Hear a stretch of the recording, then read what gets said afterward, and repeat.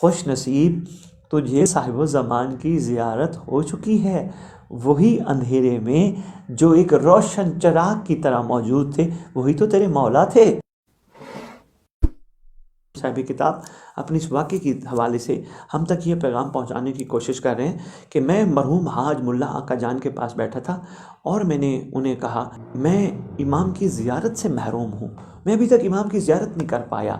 تو انہوں نے مجھے کہا تیری عمر تھوڑی ہے۔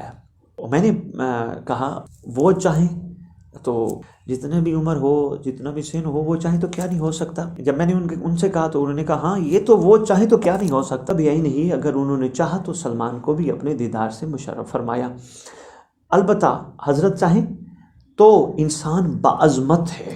ان کے جملوں کو سن کے میں بہت خوش ہوا، مجھے ہمت ملی کہ واقعی ایسے ہو سکتا ہے۔ انہوں نے کہا ایسا کرنا، کل حرم امام رضا علیہ السلام پہ آنا تو انشاءاللہ اللہ نے چاہا تو تمہیں خوشخبری ملے گی۔ اچھا یہاں ایک چھوٹی سی بات عرض کرتا جاؤں، یہ بھی عارف لوگوں کی، عارف بعمل عالم جو ہیں نا ماشاءاللہ، یہ عارفین جو ہیں یہ ہمیشہ بندوں کو ہمت دلاتے ہیں، یہ ہمت نہیں توڑتے، یعنی نہیں تو اس قابل نہیں ہے، تو قاری کچھ نہیں سکتا، تو بڑا گناہگار ہے، تو بڑا بدکار ہے۔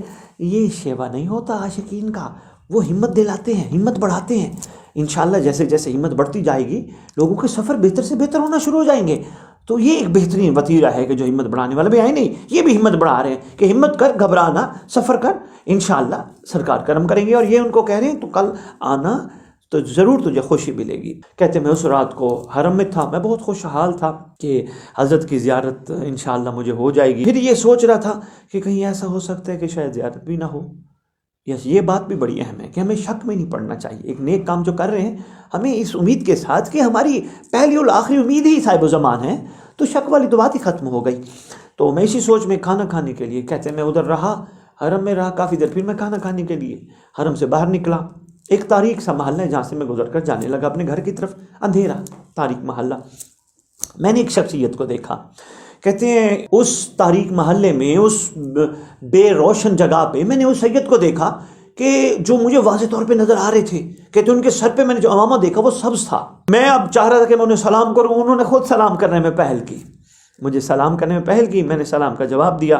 کہتے ہیں غیر معمولی سی ملاقات تھی، ایسا اتفاق کبھی بھی نہیں ہوا، لیکن میں ایک حیران ہو رہا تھا، انہوں نے مجھے سلام کرنے میں پہل کی اور یہ اندھیرے میں مجھے نظر آ رہے تھے، تو یہ کون تھے؟ پتہ نہیں، ہو سکتا ہے مولا ہی ہوں، پتہ نہیں مولا نہ بھی ہوں۔ تو یہی سوچ کے جب میں مرحوم حاج ملا آقا جان کے پاس آیا تو انہوں نے فارسی میں مجھے شعر پڑھ کے کہا خوش نصیب تجھے صاحب زمان کی زیارت ہو چکی ہے، وہی اندھیرے میں جو ایک روشن چراغ کی طرح موجود تھے وہی تو تیرے مولا تھے، انہوں نے تو تجھے زیارت کا شرف بخشا ہے، تو شک نہ کر، وہ بڑے کریم ہیں، وہ چاہیں تو کیا نہیں ہو سکتا۔ وہ کہتے ہیں میری حالت بڑی متغیر ہوئی یہ سن کر، اور مجھے بڑا افسوس بھی ہوا اپنے آپ پہ، مجھے شک نہیں کرنا چاہیے، یقین کرنا چاہیے تھا، اور مولا کی قدم بوسی بھی حاصل کرنی چاہیے تھی۔ یہاں ایک اور چھوٹی سی بات عرض کرتا جاؤں، جتنا جتنا یقین بلند ہوگا اتنا اتنا کرم بلند ہوگا، جتنا جتنا یقین کمزور ہوگا اتنا اتنا کیفیت کمزور ہوگی۔ یقین کی منزل بلند ہونی چاہیے، کمال پہ ہونی چاہیے۔ جب یقین کمال پہ ہو تو آگے تو مولا ہیں ہی یقین والوں کے امام، امام المتقین کے فرزند انجمن ہیں، بادشاہ تو ویسے ہی کرم فرمانے کے لیے ہم وقت تیار ہیں۔ ہمارا شک نہیں، ہمارے یقین والا سفر جاری رہنا چاہیے، اور انشاءاللہ یقین والے کو منزل مل جاتی ہے، خیرات میں مل جاتی ہے، اور ان کی سوچ سے بڑھ کے مل جاتی ہے۔ بس اسی واقعے کے ساتھ میں آپ سے اجازت چاہوں گا، امید ہے کچھ نہ کچھ گزارشات میں آپ کی خدمت میں پیش کر پایا ہوں گا۔